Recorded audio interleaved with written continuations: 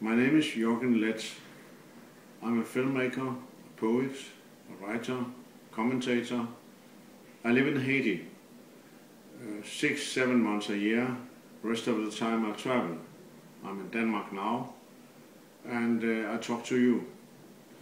I've been asked what I think about mobility.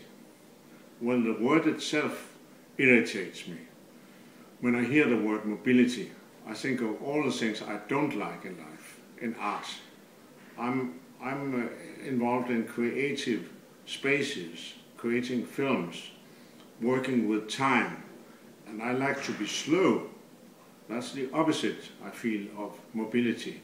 I want to slow things down, to delay things, and to work with time as a material you can massage.